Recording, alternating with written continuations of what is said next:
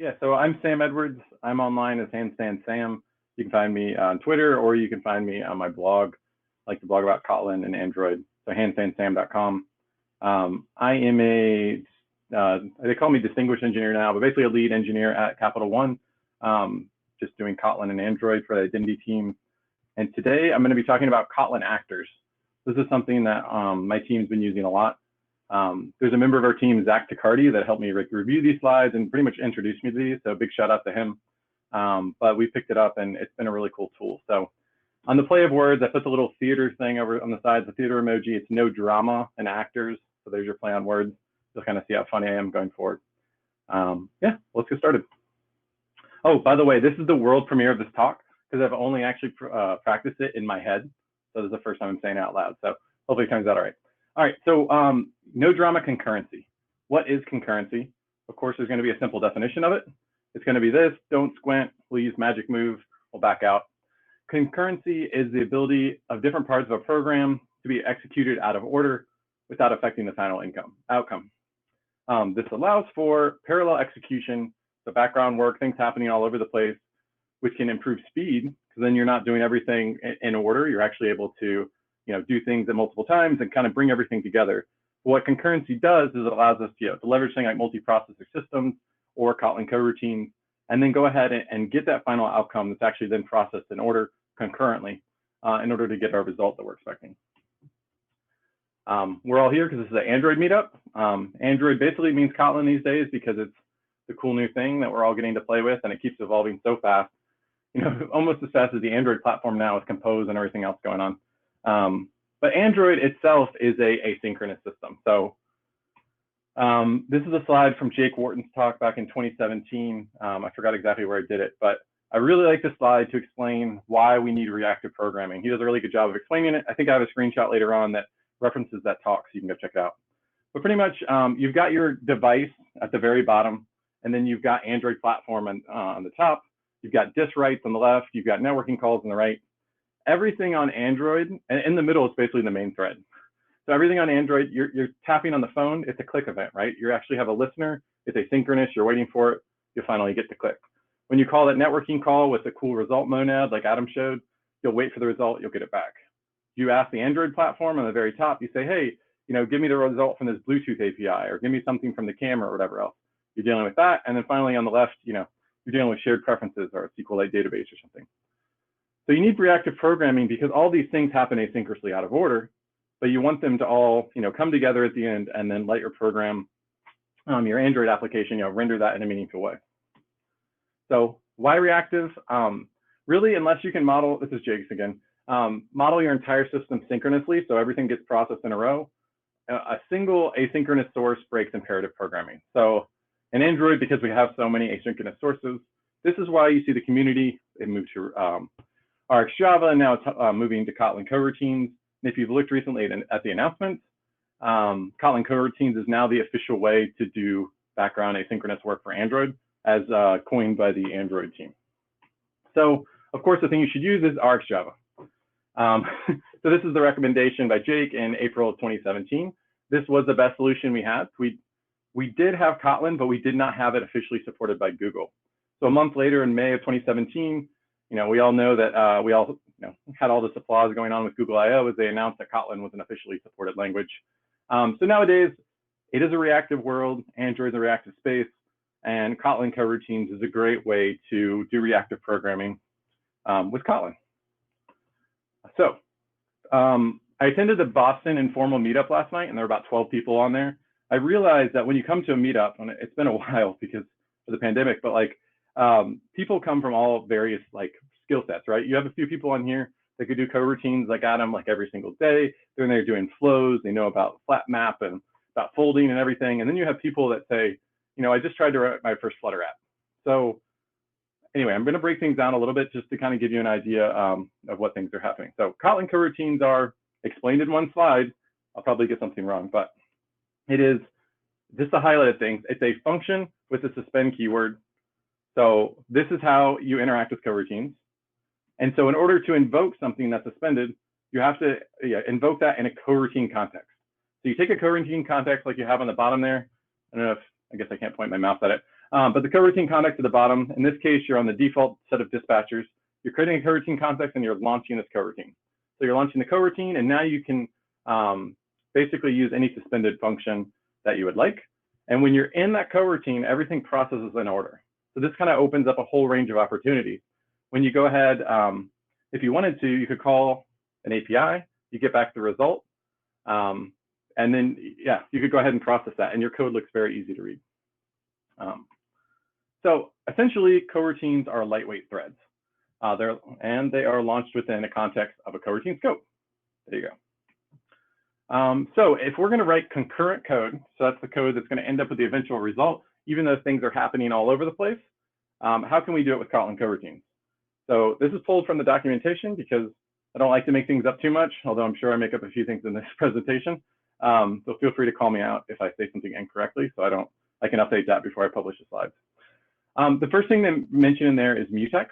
So during my computer science degree, I got at Virginia Tech, we had an operating system class, and we talked about Mutexes. And what Mutexes are is basically it allows you to protect a piece of code, for concurrency. So you kind of wrap something in a Mutex. When a Mutex has been accessed, nothing else can access it until the Mutex is freed. So it basically kind of wraps your code. We'll see what that looks like in a second. But it allows you to in a block of code, say this code, nothing else will run on this thread or in this coroutine while this is happening. It is a little gross, so keep moving. There's things like thread-safe data structures. So if you've seen Java, there's also equivalents within Kotlin. There's things like atomic integer, atomic types. And what that means is no matter what thread you're coming from, when you access a value to do a get or a set, it'll also make sure that that's thread safe. However, that blocks that thread in order to make it thread safe. You have thread confinement. So the main thread is something on Android. I don't know how familiar you are with it, but they use the main thread in Android to render everything on the screen. So the main thread is basically that when your application's running, everything runs off the main thread. And you could say everything must run on the main thread. And if you did, then you could go ahead and have concurrent code, but that's really not a good idea. And finally, you have actors. And what it does is an actor basically is a piece of code that operates in its own coroutine. So we talk about Kotlin Coroutines. An actor has its own coroutine. It is running inside of it. And that's why it's super important. So we're going to go through examples of each one of those that I showed. So I'm not going to go deep into these, but a mutex, like I said, you create one of them. You'd wrap your code with this mutex with lock. Anything that happens within those brackets is then thread safe. You have these thread safe data structures, like an atomic integer. You can increment it, decrement it, and grab the value. Again, that blocks the current thread and allows that to happen. Then you have thread confinement, which we talked about here. You can take a coroutine actually and make sure it actually runs on the main thread. And so that'll actually make sure that even in the coroutine, you're executing all your code on the main thread when work is happening. Another thing you can do is run blocking to make sure that on that current thread you're on, it's just gonna actually block that thread. So concurrency, who needs it, right? Let's just go in a straight line. Like Jake said, let's just, if we can do everything imperative and we don't have to have any asynchronous data sources, we just go there. If you see run blocking in your code and it's not test code, there's probably something that you're doing wrong. As I got into this, I use run blocking a lot because it makes sense. And it's the way I've approached programming in the past. Reactive programming is very challenging to wrap your head around. But if you see run blocking, try to think about it. Maybe grab somebody on the Android worldwide Slack. There you go, there's your shout out. Or in the Kotlin Slack, and go ahead and see if you can see another alternative to that. So here comes actors. Let's talk about them a little bit. Brad Pitt, no, okay. Actors are a single coroutine. So like I said, when you create an actor, you're creating a coroutine. You're launching within a coroutine. In that, an actor is there and it processes incoming messages. The messages come into the actor and you do things with them. And the way that you get messages coming into the actor is via a channel. So when you actually instantiate an actor, all the messages are coming in through a channel. And a channel is what allows you to communicate between coroutines inside Kotlin coroutines, right? So if you have all these coroutines happening all over the place and you need one to communicate with another, the way you can do that safely is through a channel. And finally, actors are concurrent. They are concurrent because you're in a single coroutine. You're accessing everything in that straight line sort of deal. So everything is going to happen in order. Oh my gosh, I've always seen, I remember I went to DroidCon Montreal back in 2014 or something like 2015, which is an awesome conference. But I went to this talk from this guy at Netflix. I forgot his name. But he had marble diagrams on the screen. And I was like, what the heck are these? And earlier today, I was like, I need a diagram for that. And so I came up with this. I'm like, it kind of looks like one. I personally still don't understand marble diagrams. They were used a lot to explain RxJava and the different operators and how they work.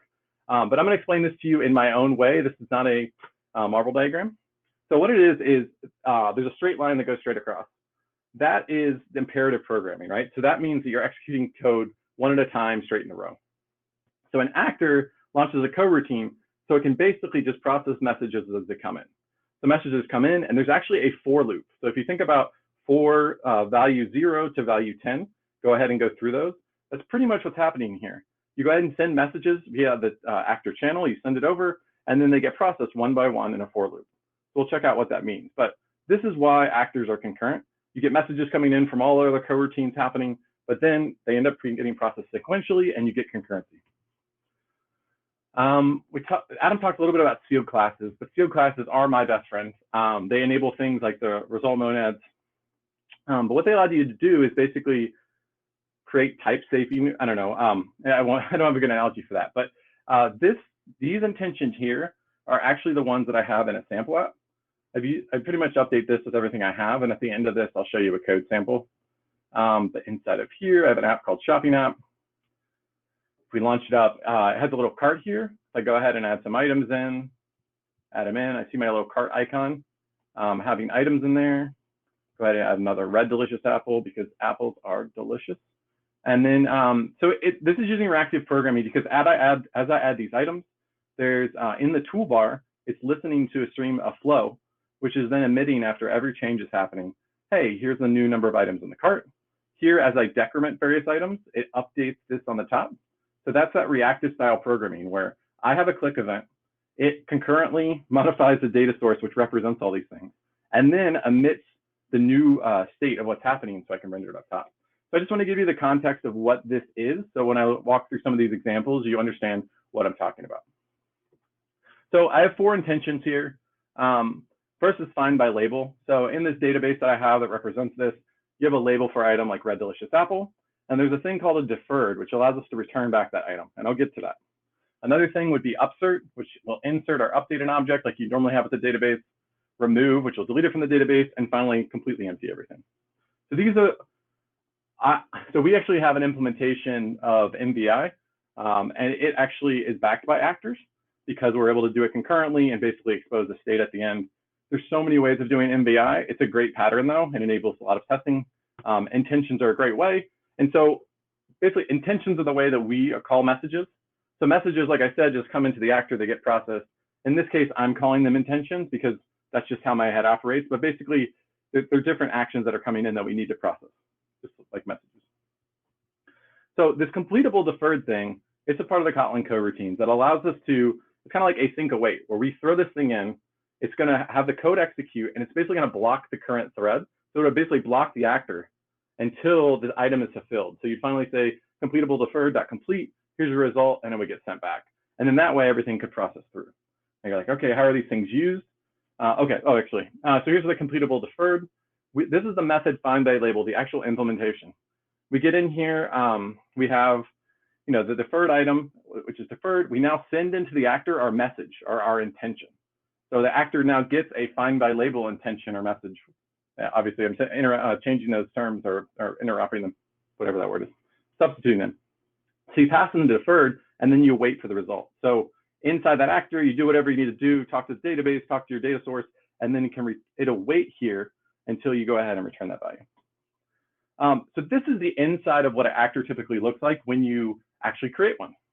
So you have to have a coroutine scope like we talked about, which is the context of what you're, actually, how you're going to launch a coroutine. Is it going to happen on the main dispatcher? Is it going to happen on default dispatchers? Is it going to happen somewhere else? So then you create an actor, which is actually that coroutine. And inside of there, what you do is typically, actors can be used in a lot of different ways. In this case, we're going to be talking about, concurrently being able to handle this items in the cart thing. So we want to go ahead and process it so we don't have multiple things like updating it one at a time. So what we're going to do is have a for loop that says, that big line that went in the middle where you're having this imperative programming, and every message that comes in, or intention, will get processed. So each one will come in, get processed by the channel. We'll use that when block, like Adam talked about with two classes. So you have this, you must fulfill each one of these, and then we'll process each one of them, and then we'll go through. And if the value has changed underneath the hood, then I'm basically going ahead and sending out an update. Underneath the hood, this is actually, if you click in, command click into what an actor is in the Kotlin Co Routines code base in Android Studio, you see this. Inside of there, the actor is backed by the channel, and it also has a coroutine context. So you create the new coroutine context, and that channel is what's going to allow you to send those messages into the actor. Actors are concurrent. That's what we're talking about, right?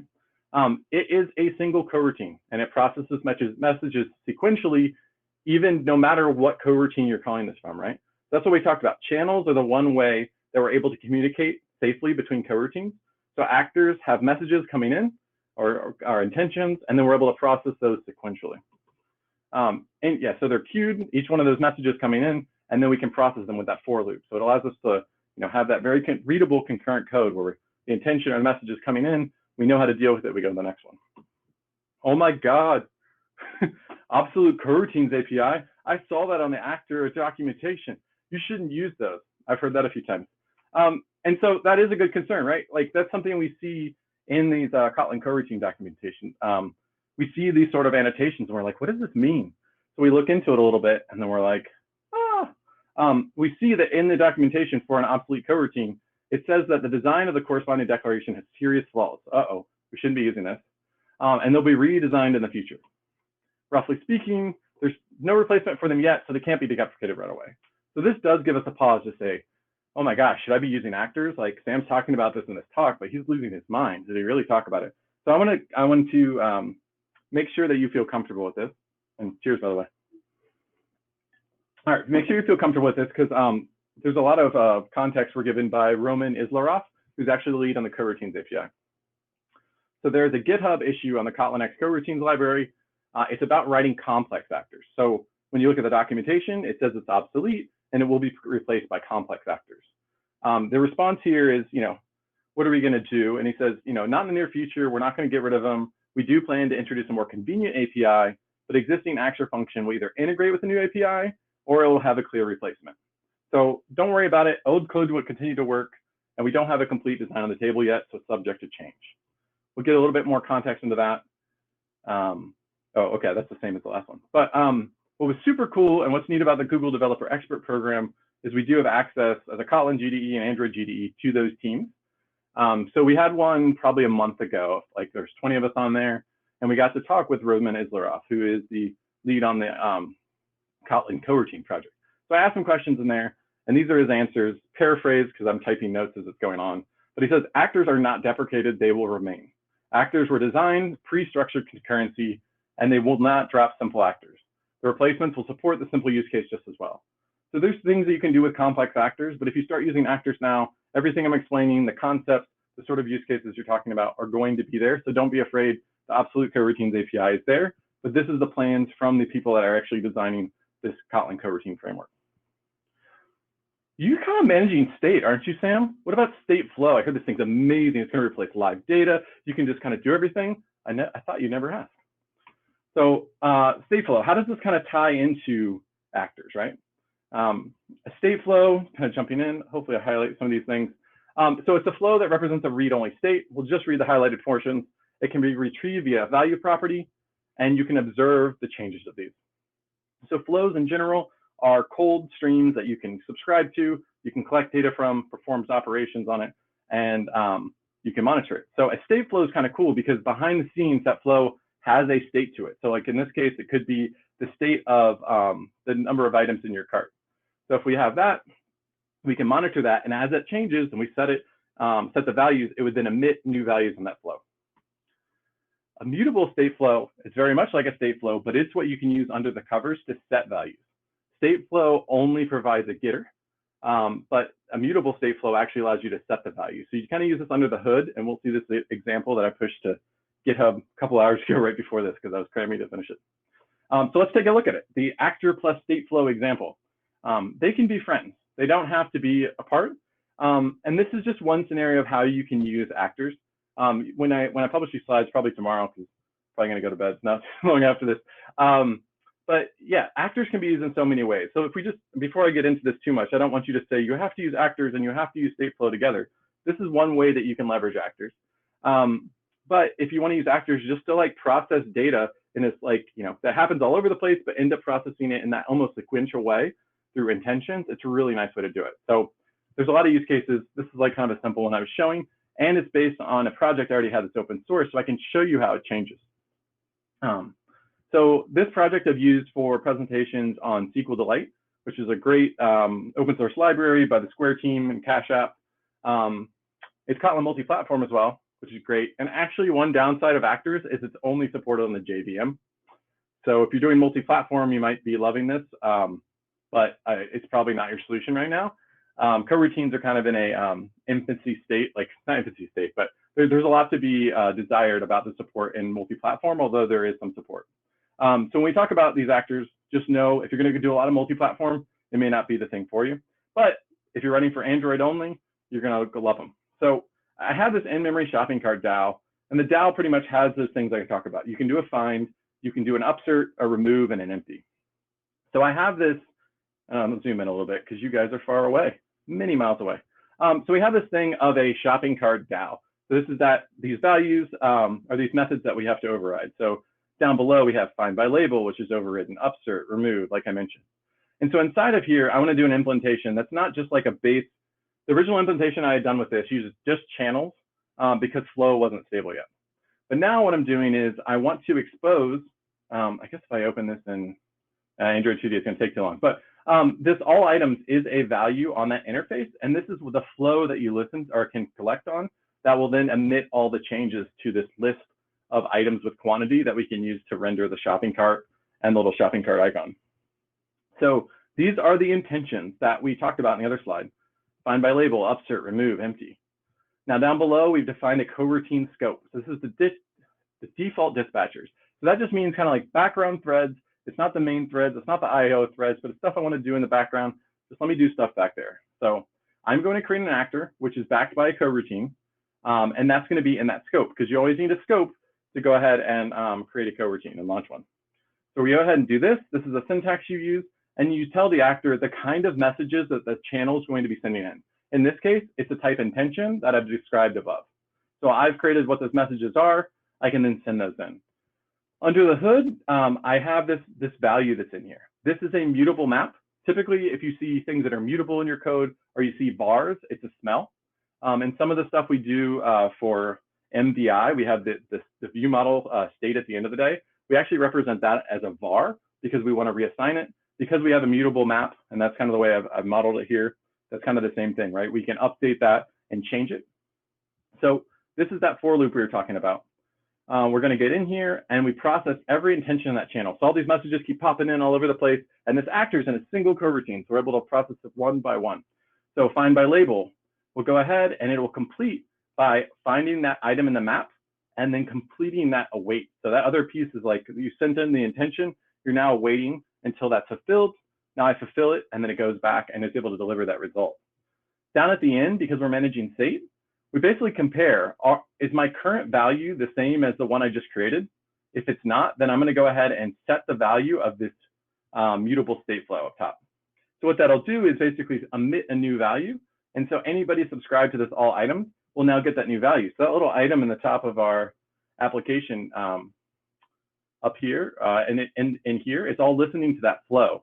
So whenever we go ahead and we set the value here, and it's actually using this implementation, I'm setting the value of the all items mutable state flow. And when I do that, it now emits the new value of all items. It's actually exposed as a flow. State flows can be operated on just in a thread without a coroutine, but it's recommended that you actually observe it as a flow in a coroutine. So we do all these things. If we come down here, this is the actual implementation of find by label that I've talked about. So you have the deferred, you send it into the actor. So you send actor messages. It's an intention message, and I send in that deferred value. We saw above, it goes ahead and completes that by saying deferred.complete. Then this piece of code just literally sits there inside the coroutine it's running in, because this is a suspended function. And once it's fulfilled, it now returns that value. Also, we have things like upsert, which is going to send in an intention to upsert that item, remove, and then finally empty. So this is the implementation that kind of marries an actor and the way that we can send in messages or intentions and process them sequentially with the idea of producing state and leveraging Stateflow. But like I said in the beginning, this is not the only way you can use actors. Realize it's just that way that you can handle messages coming in safely via channels in Kotlin Coroutines. All right, so let's jump back and finish it off. So this is the example. But wait, I looked at Stateflow and it said experimental coroutines API. Ah, I love emojis. All right, so it is experimental, but roughly speaking, the chance that these declarations are deprecated in the near future, it probably is going to be okay. So as we went through, this is history of Kotlin coroutines. Channels were kind of the first things that came out there. They had experimental coroutines API. The Kotlin team and the coroutine team is really good about supporting their current users. So if it is something experimental, they'll do their best to either, like if you get an alpha or something from an Android X library, they'll do their best to keep to that API. And if not, they'll really tell you, this is where this is a way to migrate that, or this is the reason why, and this is how you should go to the next thing. So if you use something from our experimental coroutines API, just know that the team there is there to support you, and I've never seen them kind of like let you down. So actor and Stateflow, that's kind of the example I showed today. That's the link that's in the slides to GitHub. This is my summary slide, right? So actors and Stateflow. There's a little bonus. You didn't know you were going to hear about Stateflow today. So these two can be complementary. Like I said, they don't have to be used together, but in this scenario, I did use them together. Actor, in the most simple terms, allows thread safety because you're getting messages in, and it's actually thread safety on a coroutine, so you're able to process those things. And finally, Stateflow is just a data container. It is set value, get value, and when you set the value, it emits a new item. So it's a really nice, kind of simple way to interact with the flow. Thank you very much. I'm Sam Edwards, find me online, and that's about it. Thank you, everyone.